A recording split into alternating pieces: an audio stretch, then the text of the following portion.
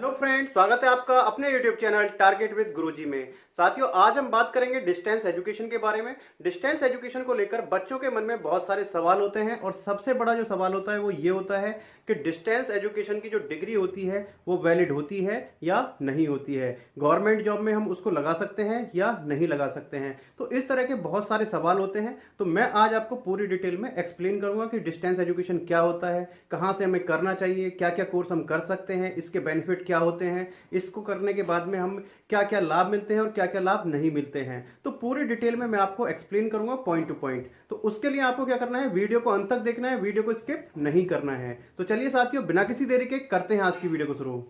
साथियों, वीडियो शुरू करने से पहले मैं आपसे कहूंगा कि यदि आप इस चैनल पर नए हैं तो सबसे पहले चैनल को सब्सक्राइब कर लीजिए, बेल आइकन को प्रेस कर लीजिएगा, क्योंकि मैं आपके लिए इस तरह की एजुकेशनल वीडियो लाता रहता हूं, इस चैनल पर अपडेट करता रहता हूं। तो उसके लिए आपको बेल आइकन जरूर दबा लीजिएगा, जिससे कि आपको आने वाली वीडियो का नोटिफिकेशन मिल सके।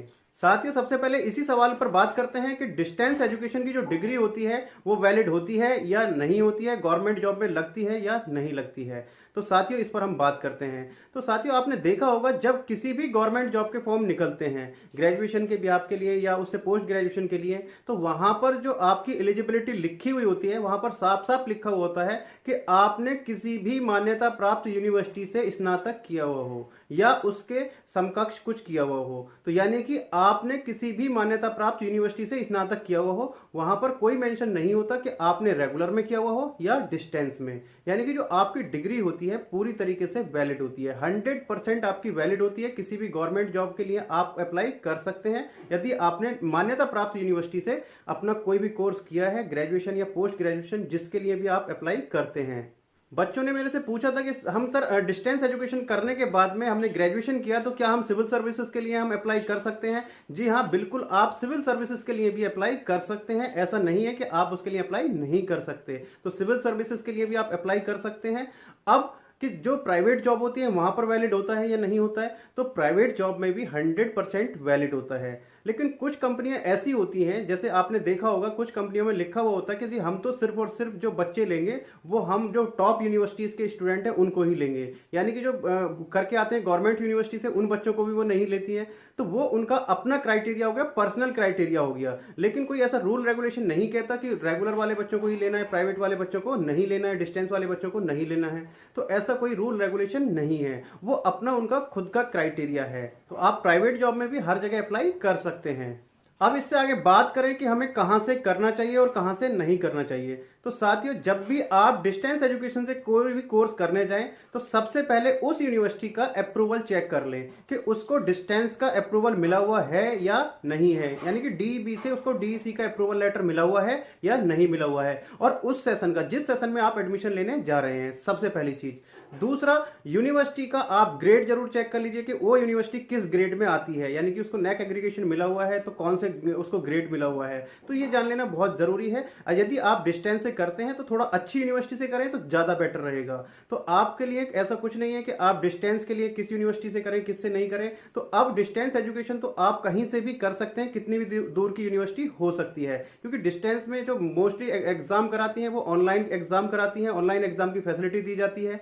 तो और सेंटर्स की पर फैसिलिटी दी जाती है। तो ऐसा नहीं है डिस्टेंस एजुकेशन में कि जो आपके पास की यूनिवर्सिटी है आपको वहीं से करना है। तो डिस्टेंस एजुकेशन में आप किसी भी यूनिवर्सिटी से कर सकते हैं। बस सिर्फ ध्यान जो रखना है, इस बात का रखना है कि वो यूनिवर्सिटी किस ग्रेड के अंदर आती है। अब इससे आगे नेक्स्ट है कि हम क्या क्या कोर्स कर सकते हैं और क्या क्या कोर्स नहीं कर सकते हैं। तो साथियों देखिए, जितने भी आपके ट्रेडिशनल कोर्स होते हैं वो आप सारे कोर्स कर सकते हैं। इसमें जो हम नहीं कर सकते हैं वो सिर्फ और सिर्फ हमारे टेक्निकल कोर्स, यानी कि जो हमारे टेक्निकल कोर्स होते हैं वो आपके डिस्टेंस में नहीं होते हैं। जैसे आपका बीटेक हो गया, पॉलिटेक्निक हो गया, एमटेक हो गया, तो आप ये डिस्टेंस में नहीं कर सकते हैं।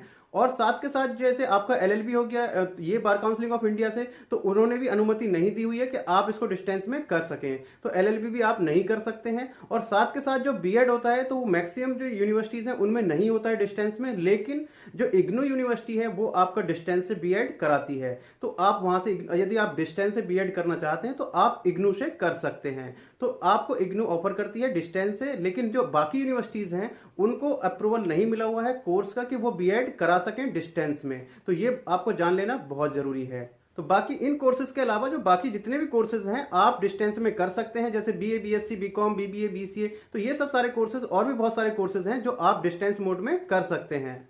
अब इससे आगे बात करें जो सबसे महत्वपूर्ण है एडवांटेज, यानी कि बेनिफिट क्या है डिस्टेंस एजुकेशन से यदि हम करते हैं तो उसके बेनिफिट क्या हैं और कौन कौन लोग कर सकते हैं, तो ये सबसे महत्वपूर्ण है, तो इसको बहुत ध्यान से सुनिएगा।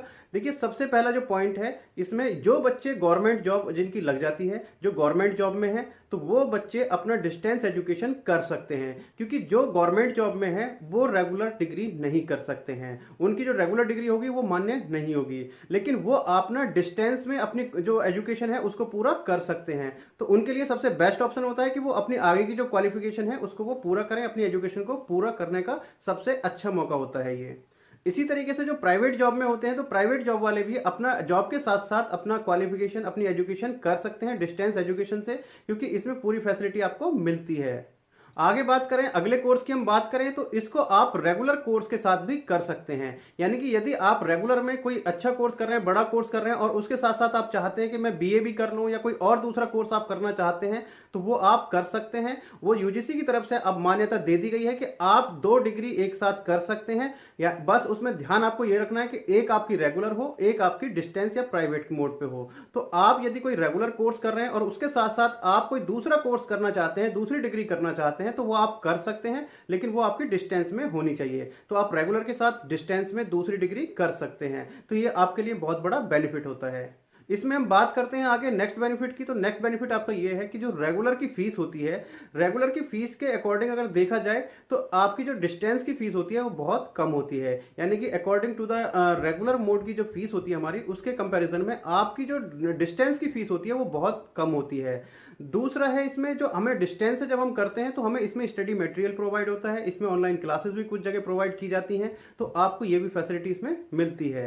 आगे है बहुत ही महत्वपूर्ण कि आप अपनी स्टडी के साथ भी डिस्टेंस एजुकेशन कर सकते हैं, यानी कि जैसे आप सीए की तैयारी कर रहे हैं तो उसके साथ साथ आप अपना बीकॉम कर सकते हैं, तो अपना आप सीए की भी तैयारी करते हैं साथ के साथ, और अपना आप बीकॉम भी कर सकते हैं, क्योंकि इसमें आपको कॉलेज जाना नहीं पड़ता है। और दूसरा, जैसे आप किसी भी गवर्नमेंट जॉब की तैयारी कर रहे हैं, आप एसएससी की कर रहे हैं, बैंक की तैयारी कर रहे हैं, तो उसके साथ साथ आप अपना जो क्वालिफिकेशन है उसको बढ़ा सकते हैं, उसकी भी आप जो है डिग्री पा सकते हैं। तो यानी कि आप गवर्नमेंट जॉब के साथ साथ आप डिस्टेंस एजुकेशन से अपनी एजुकेशन को पूरा कर सकते हैं, यानी कि आप किसी भी गवर्नमेंट जॉब की तैयारी करिए और साथ के साथ आप अपनी जो है क्वालिफिकेशन भी पूरी करने का पूरा पूरा मौका होता है, और पूरी जो आपकी मैं बता ही चुका हूं कि आपकी जो डिग्री होती है पूरी तरीके से मान्य होती है। अब इससे आगे बात करें कि आपको क्या बेनिफिट नहीं मिलते, तो साथियों इसमें सबसे पहला आता है कि जो बच्चे एक्टिविटीज़ में एक्सपर्ट होते हैं, जिनको एक्टिविटी करना अच्छा लगता है, यूनिवर्सिटी कैंपस में जाकर ये सब सारी चीज़ें, तो उनको वो मौका नहीं मिलता है, यानी कि वो अपना एक्टिविटीज़ में पार्टिसिपेट नहीं कर सकते। तो डिस्टेंस वाले बच्चों के लिए सबसे जो पहला ड्रॉबैक है वो यही है कि वो अपना एक्टिविटीज़ में पार्टिसिपेट नहीं कर सकते यूनिवर्सिटी के, तो उनको मौका नहीं दिया जाता है डिस्टेंस के लिए। कुछ यूनिवर्सिटीज़ में, 1-2 यूनिवर्सिटीज़ में हो सकता है, लेकिन मैक्सिमम यूनिवर्सिटीज़ में उनको मौका नहीं दिया जाता। नेक्स्ट है इसमें कि जॉब प्लेसमेंट, आपको जो नेक्स्ट जो होता है कि आपका जो ड्रॉबैक है कि आपको यूनिवर्सिटी की तरफ से कोई भी जॉब प्लेसमेंट या जो आपका कैंपस ड्राइव कुछ भी आपको इसमें नहीं बुलाया जाता है, यानी कि आपको कोर्स करने के बाद में जॉब आपको अपने आप देखनी है, अपने आप सर्च करनी है, तो इसमें आपकी जो प्लेसमेंट यूनिवर्सिटी की तरफ से नहीं कराई जाती है। तो ये भी आपका एक ड्रॉबैक है कि आपको यूनिवर्सिटी की तरफ से कोई जॉब ऑफर नहीं की जाती है। नेक्स्ट है, जो आप स्कूल और कॉलेज लाइफ जीना चाहते हैं तो वो आप इसमें नहीं कर पाते हैं, क्योंकि आप स्कूल या कॉलेज नहीं जाते हैं। इसमें जो सब सारी चीज़ें स्टडी चलती है तो वो आपको अपनी सेल्फ स्टडी करनी होती है। स्टडी मटेरियल प्रोवाइड हो जाता है, ऑनलाइन क्लासेस प्रोवाइड हो जाती हैं, लेकिन आपको जो कॉलेज लाइफ आप या यूनिवर्सिटी लाइफ जीना चाहते हैं तो वो आपको इसमें नहीं मिलती है। तो यही इसके कुछ ड्रॉबैक हैं। बाकी तो आप डिस्टेंस से आप कर सकते हैं, यदि आप कुछ गवर्नमेंट जॉब की तैयारी कर रहे हैं, ये जो मैंने आपको सब सारी चीज़ें बताई हैं तो आप डिस्टेंस से कर सकते हैं। अब आगे बात करें कि एडमिशन का प्रोसीजर क्या रहता है, तो साथियों जो मैक्सिमम यूनिवर्सिटीज़ में 99% यूनिवर्सिटीज़ में जो डिस्टेंस के एडमिशन होते हैं वो उनके ऑनलाइन होते हैं या उनके स्टडी सेंटर बने हुए होते हैं, तो वहाँ से आप एडमिशन ले सकते हैं। तो डिस्टेंस के जो एडमिशन होते हैं वो यूनिवर्सिटी की साइट पर उनका जो पोर्टल बना हुआ होता है एडमिशन का, तो वहाँ से आप ऑनलाइन एडमिशन ले सकते हैं। और इसका एक बेनिफिट ये भी है कि जब हमारे रेगुलर के एडमिशन चलते हैं तो किसी कारणवश हम अपना एडमिशन नहीं ले पाते हैं, तो डिस्टेंस के जो एडमिशन है उसके कुछ बाद तक तक चलते हैं, तो आप डिस्टेंस में एडमिशन फिर ले सकते हैं, आपका साल जो होता है वो वेस्ट ना हो। तो ये भी आपका एक बेनिफिट है। तो साथियों, डिस्टेंस के लिए जो एडमिशन होता है वो आप ऑनलाइन या जो स्टडी सेंटर बने हुए होते हैं वहां से उनका एडमिशन आप ले सकते हैं। और इसका एक ड्रॉबैक ये भी है कि इसमें आपको स्कॉलरशिप नहीं मिलती है, यानी कि आप डिस्टेंस से किसी भी यूनिवर्सिटी से आप करते हैं तो जो गवर्नमेंट की तरफ से स्कॉलरशिप मिलती है तो उसके लिए आप अप्लाई नहीं कर सकते।